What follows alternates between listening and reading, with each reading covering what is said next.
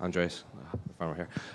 First of all, congratulations on the victory. I know, it's been a lot of chaos leading to this fight, no pun intended, but I guess how happy are you with this performance given, all the drama that surrounded, your previous fights, his previous fights, and now getting to compete here at UFC 316? Yeah, it's been a humbling 2 weeks. 2 pullouts, 2 weight cuts, 2 fight weeks. So I'm really happy to be here. I'm happy to get the V, and I feel super. Has it felt like leading up to this just one long fight camp because you do all the work and then at the last minute it gets pulled out from under you? Yeah, exactly like you say. It's a long and never-ending fight week, and when you have the weight the first week. Then you have to start over. Yeah, but that's life. Feels great. Khaos, obviously, he's known for his power in there, and you did a good job in negating it. We can kind of see some of the bumps and bruises on your face, but I guess how did the fight play out as opposed to what you expected when you get someone like him? Yeah, absolutely. I knew he was a good striker, a hard hitter. I felt it. But it was no problem to handle. It worked exactly like we planned. Is it true that you said you don't like to watch tape because Vikings didn't get to watch tape? I never watch tape. Never. I never watch my opponents. I never study them. I just do my things. Like I told some people before, back in the days when the Viking wakes up in the morning, they don't go study their opponents before they get out in the battlefield. They just grab their axe and go berserk, live or die, I guess, given that, I have a feeling, it doesn't really matter when you fight again, but I guess when would you like to fight again at this point? Because, after all these stops with you and then you get to fight, do you want to stay active for the rest of the year? Of course I want to stay active, but a couple of weeks now, vacation, absolutely. I just want to go home now to my wife and kid. I know they miss me, so I think they want to keep me home for a couple of weeks. Andreas, over here. There's a growing MMA scene in Sweden. Could you share to me a couple of young Swedish fighters that we will soon see? Maybe... Yeah, it's from our own club, Västerås Fight Club. I think that's going to be the next UFC fighters. Maybe Alexander Löf, Tobias Harila. I don't know anybody else. And I know you really want to bring the UFC back to Sweden. What would your dream opponent be if you were to, if the UFC were to go back to Sweden? The opponent doesn't matter. Just the UFC come back to Sweden. It's awesome.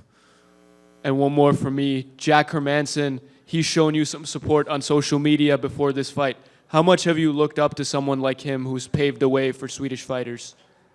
Jack is a great guy. He's a great sportsman, and you can call him friend. We've been talking a lot, and he's good. Andreas over here. Hey, congratulations on the win. Thank you. I wanted to ask about your game plan going into that against Khaos Williams. Obviously, his name's Khaos, and he definitely reflects that in the octagon. Were you always going in there looking to push the pace, get in his face, and grapple? And if so, what led to that? Yeah, the game plan is always to push forward, keep the high pace,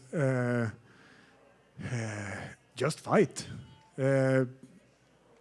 First round, tired him out, maul him down, get him really tired in the first round. It seems like it worked.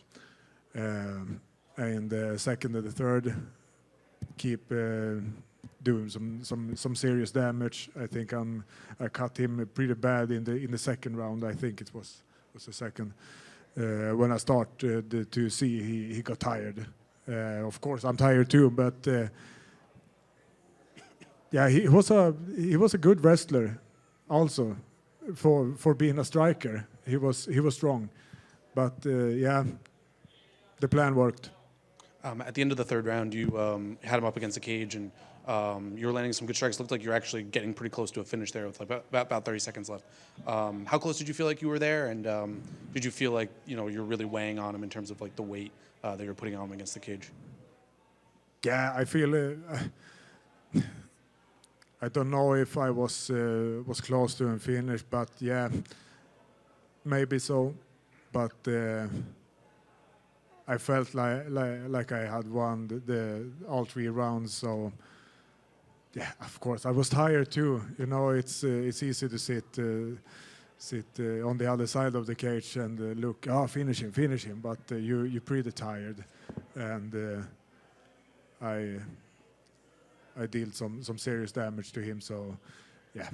And last one for me. After the 3rd round, you kind of like grabbed him, give him a hug on the shoulders. Did you say anything in particular to him, and did he say anything to you? No, I just said, good fight. Just how I like it.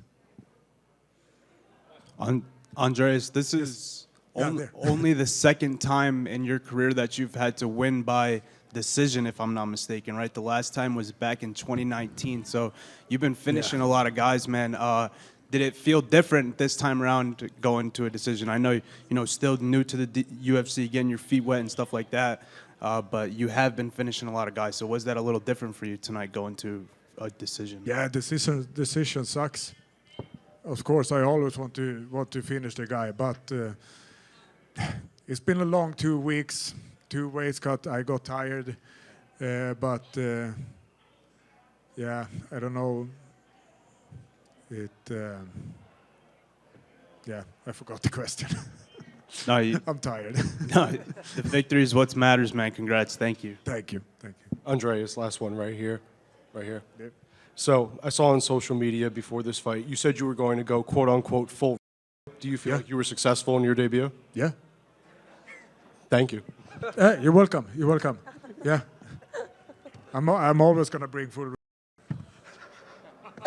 That's the way I am. Khaos is like, I missed now.